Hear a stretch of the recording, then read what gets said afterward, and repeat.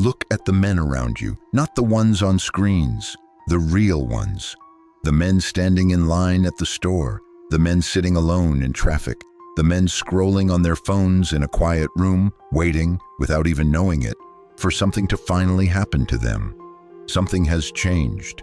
You can feel it even when no one says it out loud. Men today are softer, slower, more anxious, more easily offended, more easily distracted, more easily controlled. They drift through their days, half awake, vaguely unhappy, and unable to explain why. And here is the part that should disturb you. This did not happen by accident, and it did not happen overnight. You were not born weak, you were made comfortable. And comfort, as you are about to learn, is the most patient enemy a man will ever face. It does not attack you, it does not threaten you, it simply waits, smiling while you slowly hand over everything that once made you strong. Stay with me, because over the next 20 minutes, I'm going to show you exactly how a man's strength is taken from him, piece by piece. I'm going to show you what the hardest men in history understood, the kings, the conquerors, the philosophers, that the modern world has carefully made you forget. And by the end, you're going to understand the one thing standing between the man you are and the man you were supposed to become. For almost all of human history, life was hard. A man was tested constantly by hunger, by cold, by danger, by the simple, brutal demand to provide or perish. He woke before the sun because the sun did not feed him. He carried weight because no machine would carry it for him. He faced threats with his own hands because there was no one else to face them. That hardship was not pleasant, but understand what it did. It forged something. It built men who were capable, disciplined, and dangerous when they needed to be. A man knew exactly what he was made of because life forced him to find out again and again, every single day. Strength was not a choice back then. It was the price of staying alive. Then slowly, the world changed. The struggle disappeared. Food became endless. Warmth became automatic. Danger faded into the background, into something that happened to other people, somewhere else. And in its place came something that felt like a gift: comfort. But here is what no one ever warned you about. Comfort does not make a man strong. Comfort makes a man soft. And the cruelest part is this: a soft man almost never notices it happening because every single step toward weakness feels good in the moment. The warm bed instead of the cold morning, the screen instead of the work, the delivery instead of the effort, the easy pleasure instead of the hard goal. Each choice is tiny. Each one feels harmless. And one comfortable choice at a time, a man quietly surrenders the very thing that made him a man. There is an ancient idea about this, older than almost anything we still remember. The Greek historian Herodotus ended his great history with a warning from Cyrus the Great, the man who built the largest empire the world had ever seen. When the Persians, grown powerful, suggested they leave their harsh mountains and move to richer, easier land, Cyrus refused. He told them a simple truth: soft lands breed soft men. Rich earth and gentle living, he warned, do not produce great warriors. They produce comfortable subjects, easily ruled. He understood that a people who choose ease over hardship will not stay free for long. Machiavelli understood the same law 2,000 years later. He watched it destroy entire nations. He saw that when men grow used to comfort, they lose the will to fight for anything at all. They become, in his words, ruled by fortune instead of ruling it. The comfortable man does not shape his life. His life simply happens to him, like weather, and he wonders quietly in the dark why he feels so powerless over his own existence. That feeling you can't quite name, that sense that you're capable of more but somehow never reach it, that is the comfort trap, and you are standing inside it right now. History does not just hint at this. History screams it. Consider Hannibal, one of the greatest military commanders who ever lived. For years, his army was unbeatable. He crossed the Alps with elephants. He crushed Rome's legions at Cannae in one of the most devastating defeats ever inflicted on an empire. His men were hardened by years of brutal campaigning, loyal, lethal, unstoppable. And then they entered the city of Capua, a rich, beautiful, comfortable city. They wintered there, surrounded by warmth, wine, soft beds, and endless pleasure. And something happened that no enemy on a battlefield had ever managed to do. The comforts of Capua did what Roman steel could not. When Hannibal's army marched out again, they were no longer the same. The edge was gone. The discipline had rotted. Roman historians later wrote that Capua became Hannibal's Cannae, the place where his unbeatable army was finally defeated, not by swords, but by comfort. Think about that. An army that conquered everything was undone by a soft winter. That is how dangerous ease is. It does not need to fight you. It only needs to be pleasant long enough. Now look at Rome itself.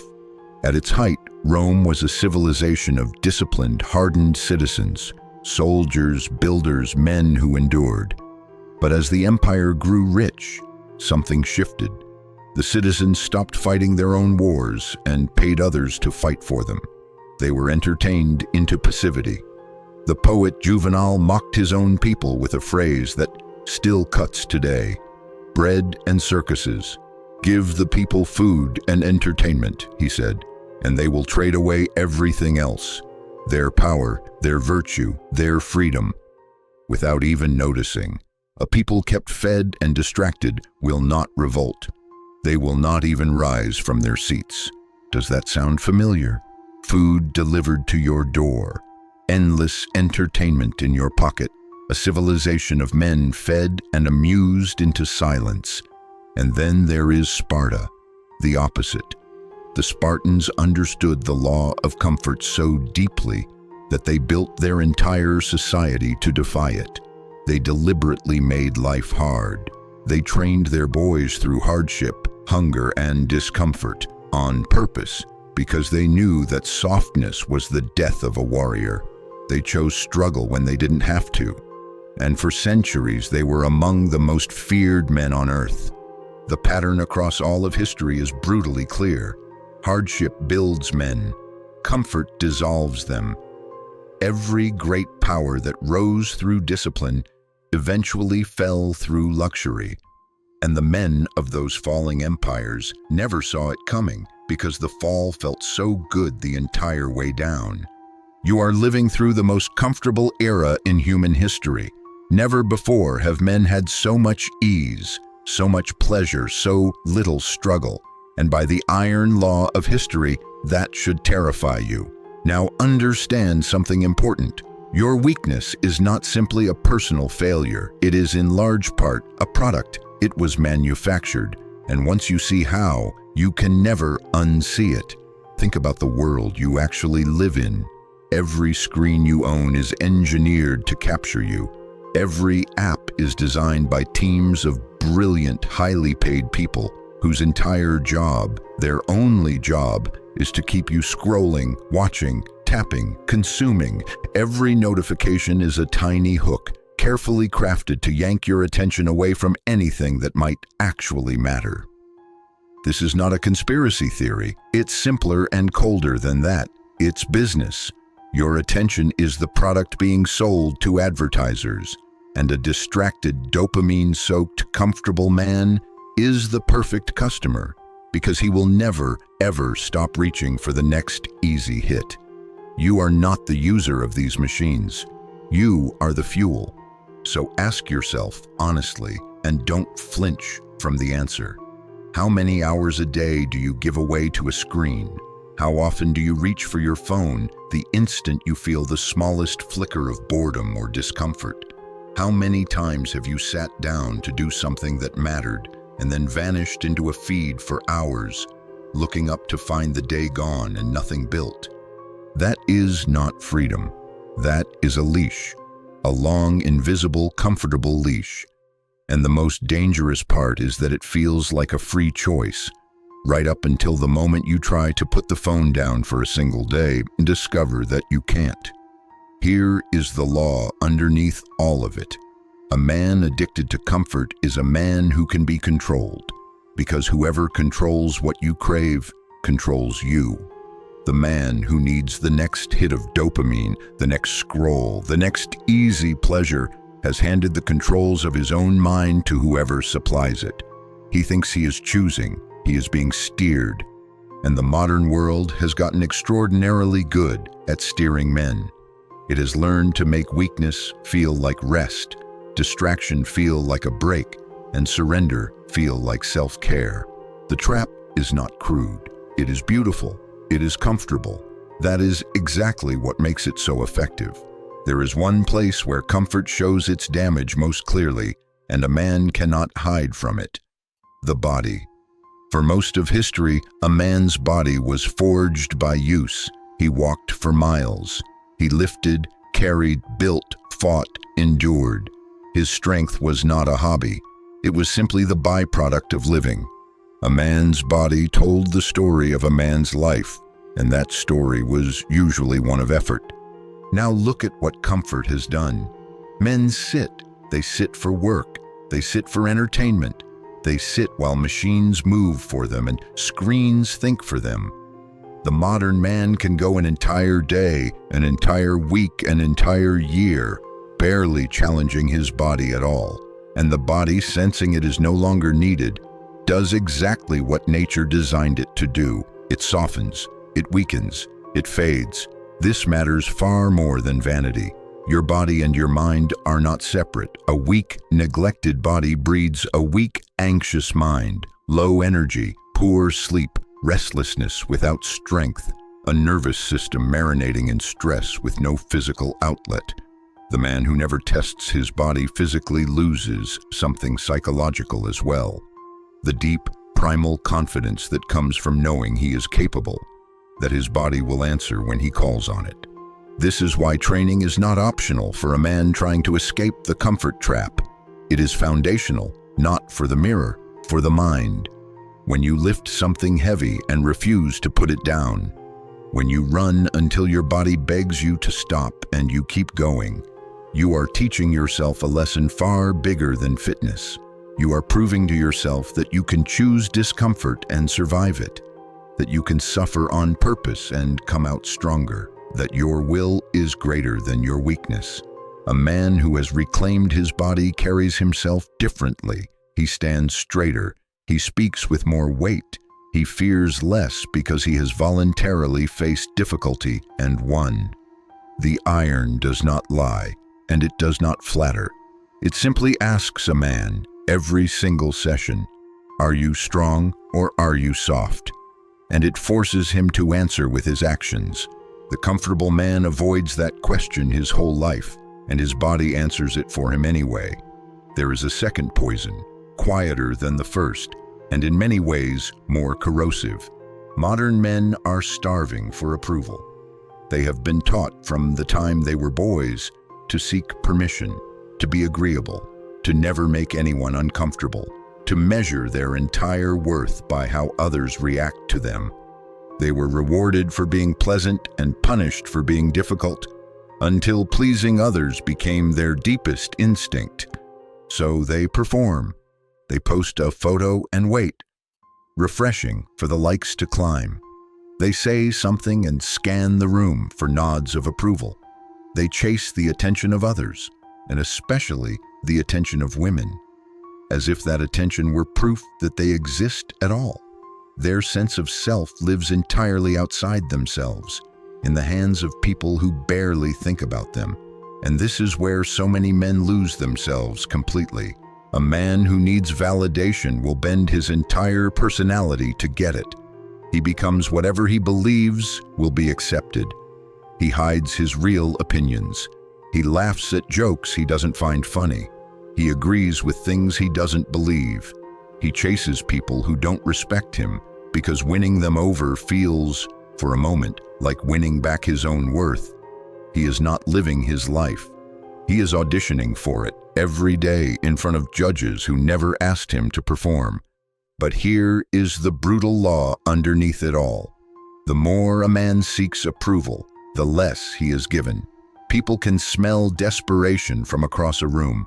They are instinctively repelled by it. The man who needs the room is ignored by the room. The man who needs the woman is precisely the one she loses interest in.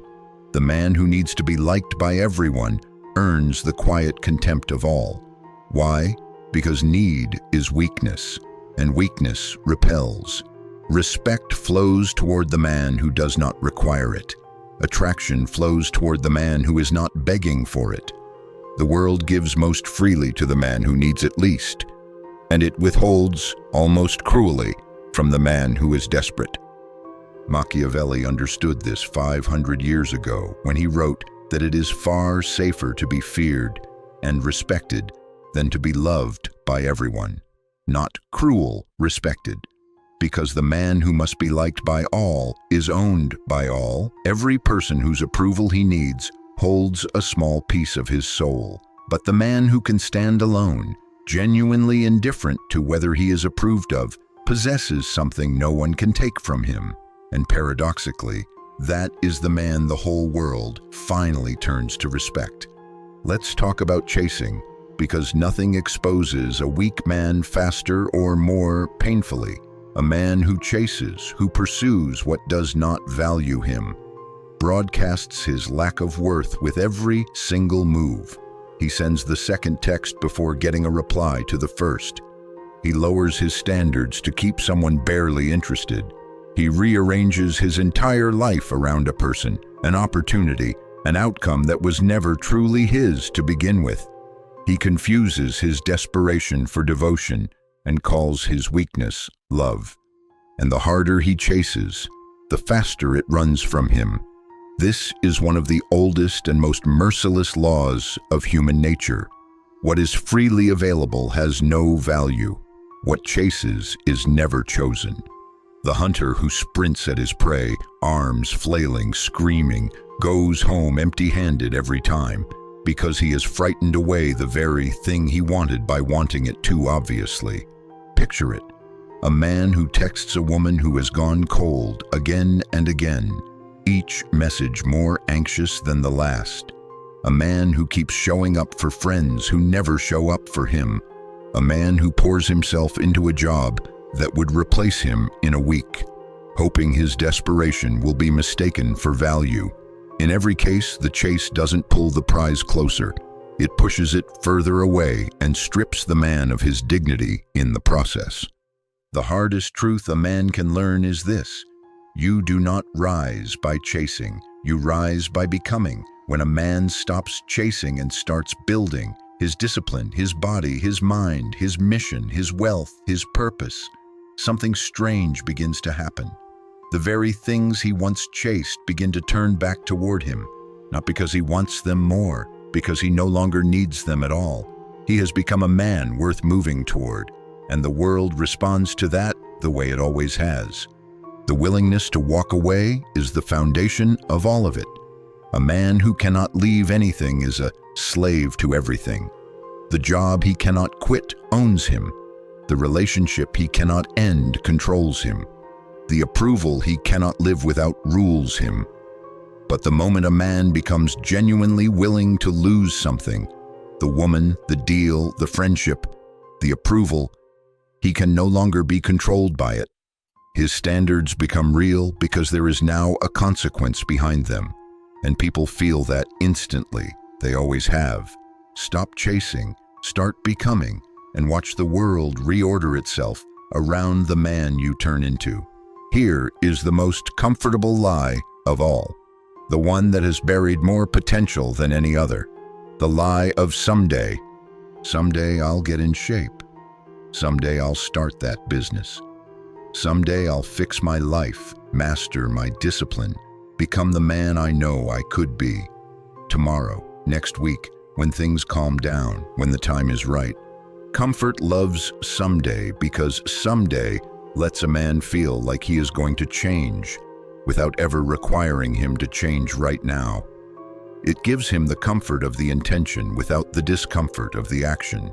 He gets to feel like a man on his way up while doing exactly what keeps him down. But understand what someday really is. It is a quiet thief. It steals from you so slowly that you never feel the loss until it's enormous. A day of comfort chosen over effort feels like nothing. A week feels like nothing, but these days do not disappear. They accumulate. They stack into months. The months stack into years, and one day a man looks up and a decade is gone, and he is still standing in the exact same place, still telling himself the same story about someday, now with gray in his beard and regret in his chest. There is no someday. There is only a series of todays, each one a vote. Every single day you are casting a vote, for the disciplined man or the comfortable one, for the man who builds or the man who waits. There is no neutral day. The day you do nothing is not a pause. It is a vote for staying exactly as you are, and the man you will be in 10 years is being decided by the votes you cast right now, today, in the small moments when no one is watching. The strong men of history understood the weight of the present. They knew that the future is not built in some grand, dramatic moment. It is built in the unremarkable choices of an ordinary Tuesday. Get up or sleep in, train or rest, work or scroll, build or wait. The man who masters his ordinary days masters his entire life, and the man who keeps surrendering them to comfort surrenders his life one forgettable day at a time. Stop waiting for someday. Someday is where dreams go to die comfortable. So picture the battlefield clearly, because it is real, even though it is invisible. On one side stands the man you could become, focused, disciplined, calm, capable of hard things, a man who controls his impulses instead of being dragged by them, a man who is dangerous, not because he is cruel, but because he is in command of himself. And a man in command of himself cannot be ruled. On the other side stands everything designed to keep you weak. The endless feed, the cheap dopamine, the warm bed, the constant invitation to numb yourself, to stay comfortable, to do it tomorrow.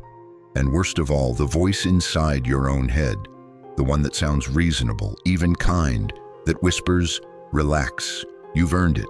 Just one more hour, just one more episode, just one more day. Every single day, these two sides fight for you. And here is what makes the enemy so dangerous. It never attacks directly. It doesn't have to. It just whispers, stay comfortable. And every time you obey that whisper, the man you could have become dies a little more. Quietly, painlessly, without a single dramatic moment to wake you up. This is why the battle is so hard to win. There is no obvious enemy to fight. No moment of glory, no one watching. Just a man, alone at 5 in the morning, deciding whether to rise or to sink back into the warmth. And in that small, invisible, unwitnessed moment, the entire war is decided. Marcus Aurelius understood this perfectly. He ruled the most powerful empire on earth. He could have lived in endless luxury, surrounded by every pleasure a man could want, and yet his hardest words were written not to his enemies, but to himself, in private, where no one would ever read them. In the cold, dark of morning, when his body did not want to rise, he reminded himself why he was getting up, that he was born to do the work of a man, not to lie warm under blankets while life passed him by. The most powerful man in the world had to fight the comfort trap every single morning, and he chose to fight it on purpose when he had every excuse not to. That is the war. It is not fought against the world. It is fought against the softer version of yourself, and it is fought every single day. Win the morning and you win the day. Win enough days and you win your life. But lose that first small battle, the one in the warm bed, and you have already begun to lose everything that follows. So what is the answer? It is one word, and it is not glamorous. It will not trend. It will not feel good in the moment, and it is the most powerful force a man can build. Discipline. In a world drowning in comfort, discipline has become the rarest and most valuable thing a man can possess. It is the new masculinity, not aggression, not noise, not the loud, hollow performance of toughness that insecure men put on for an audience. Discipline, the quiet, daily, unglamorous ability to do what must be done, whether you feel like it or not. Understand what discipline truly is, because it is the opposite of what most men think. Discipline is not punishment. Discipline is freedom. The disciplined man is the only truly free man, because he alone is not ruled by his cravings. He decides and his body obeys. He sets a standard and he meets it without negotiation. He does not argue with his weaker self at 5 in the morning because that argument was settled long ago by a stronger version of him who already decided who he was going to be. The undisciplined man, by contrast, is a slave with no master to blame. He is dragged through life by every urge, every notification, every passing desire. He says he wants to change, and he means it, genuinely. But when the moment of effort arrives, comfort wins again, and again, and again. He is not a bad man. He is simply a man who never learned to command himself, and so he is commanded by everything else. Discipline is how a man takes himself back, and it starts brutally, almost insultingly small. Get up the instant the alarm sounds, the first time, not the 5th. Do the hard task before the easy one. Train the body until it genuinely hurts, and then do one more. Sit with boredom without reaching for the screen. Keep the promises you make to yourself, especially the small ones, the ones no one else will ever know about. Because the man who breaks his word to himself in private becomes a man no one can rely on, least of all him. Here is the secret that changes everything. Every time you choose the hard thing over the comfortable thing, you are not just completing a task. You are casting a vote for the man you are becoming. You are sending yourself a message. I am the kind of man who does what he says. And those messages accumulate. They harden into identity. Win enough of those small, invisible wars, and one day you stop having to force yourself to be strong. You simply become a man who is, not because he is performing strength, but because discipline has become who he is at the root. That is the new masculinity, quiet, unglamorous, built in the dark, alone when no one is watching, and utterly unstoppable. There is a final quality that separates strong men from weak ones, and it is the hardest of all to master. Control over yourself, and above all, control over your anger. The weak man is reactive. He can be provoked by a comment, a glance, an insult, a single careless word. Pull the right string and he explodes. And in that explosion, he hands all of his power to whoever pulled it. A man who can be triggered is a man who can be steered. His enemies learn exactly which buttons to press, and they press them whenever they want something from him. He thinks his anger makes him strong. In reality, it makes him a puppet, dancing on strings held by anyone who knows how to provoke him. Think about how easily this happens. A man cuts you off in traffic and you let him steal your peace for the next hour. Someone leaves a cruel comment and you spend the evening composing replies in your head. A person who means nothing to you says something, and suddenly they are living rent-free in your mind, controlling your mood, your focus, your day. Every time you react, you announce to the world, "Here are my controls. Anyone may use them." The strong man is different. He is hard to move. Insults slide off him like water off stone. Provocations are met with silence or with a calm that unsettles the provoker far more than any outburst could. He does not react out of emotion. He responds out of choice, when and how he decides, if he decides to respond at all. This is not coldness, and it is not weakness pretending to be calm. It is mastery. He has simply refused to let other people hold the controls to his own mind. The Stoics built their entire philosophy on this single insight. They taught that you cannot always control what happens to you, but you can always control your response to it. And that response, they understood, is the last and truest territory of a man's freedom. The one place no enemy, no insult, no misfortune can invade, unless you open the gate yourself. Lose control of that response, and you are owned by every passing provocation. Hold it, and no one on earth can rule you. This is what real strength actually looks like. Not the loud man, not the angry man, not the man performing dominance for an audience that he secretly needs to impress. The truly strong man is calm because he is in control. He is quiet because he has nothing to prove. And he is dangerous precisely because nothing can shake him. You cannot bait him. You cannot manipulate him. You cannot move him an inch from where he has decided to stand. He is, in the deepest sense, ungovernable. And that is the most powerful thing a man can be. Now let me be very clear about something, because it matters more than anything else I've said. This is not about hating comfort. Comfort is not evil. Rest, pleasure, ease, they all have their place. A man who can never relax, who can never enjoy the fruits of his effort, is not strong. He is just brittle, wound too tight, running from himself. The goal is not a life of misery. The goal is to be the master of your comfort instead of its slave. To rest because you choose to after the work is done, not because you couldn't bring yourself to begin. And this is not about blaming the world or other people or women or society or anyone else for what you have become. Blame is just another comfortable choice. It feels good. It lets you off the hook. And it changes absolutely nothing. The man who blames is still trapped.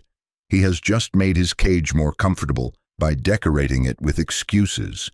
The real message is simpler and much harder. You are responsible, not for the world that softened you. You didn't design it and you didn't choose to be born into it. But for what you do about it now, today, from this moment forward, you are entirely, completely responsible. The trap was set for you, yes, but walking out of it is your decision, and yours alone. No one is coming to save you. No one is coming to make you strong. That part was always going to be your job. And here is the truth that should give you hope. The strongest men who ever lived were not the ones who never felt weak. They felt the exact pull of comfort that you feel. They knew the warmth of the easy path. They simply recognized it for what it was, a trap dressed as a gift, and chose the harder road anyway, over and over, until the choosing became who they were. You can be one of those men, not someday, starting now. So here is where you begin, not someday, this week, today. First, pick one comfort that owns you and break its grip. The phone first thing in the morning, the hours dissolving into the feed, the snooze button you hit 3 times. Choose one and deny it completely. Feel how hard it is. Feel the discomfort, the restlessness, the strange withdrawal. And do it anyway. That discomfort is not your enemy. It is the feeling of your strength coming back. Second, do one hard thing every single day on purpose. Train until it hurts. Take the cold shower. Finish the task you've been avoiding for weeks. The specific task barely matters. What matters is that you are rebuilding the part of you that can choose discomfort and endure it, the muscle that comfort has let waste away. Third, stop chasing. Stop performing for approval. Stop begging in 1,000 small ways for the attention of people who don't value you. Take every ounce of that energy and turn it inward, into your body, your work, your mind, your mission. Become so focused on building yourself that you simply no longer have the time or the need to chase anyone. Fourth, Guard your reactions like they are the last territory of your freedom, because they are. The next time someone tries to provoke you, give them nothing. Let your calm be the proof that you can no longer be controlled. Let your silence say what no outburst ever could. You cannot move me. And finally, kill someday. Stop waiting for the perfect moment, the calm season, the day you finally feel ready.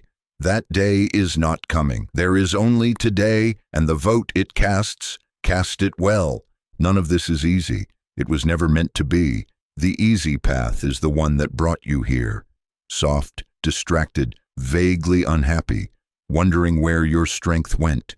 But the man you could become is still in there. He has been waiting this whole time on the other side of every comfortable choice you've been making, and the only way to reach him is to start choosing the hard thing. Today, and again tomorrow, and again the day after that. The world made you comfortable. Now it's time to make yourself dangerous again. This was aura, discipline, control, dominate. If this hit something in you, good. That discomfort is the first sign of a man waking up. The next law goes deeper than this one. Don't look away.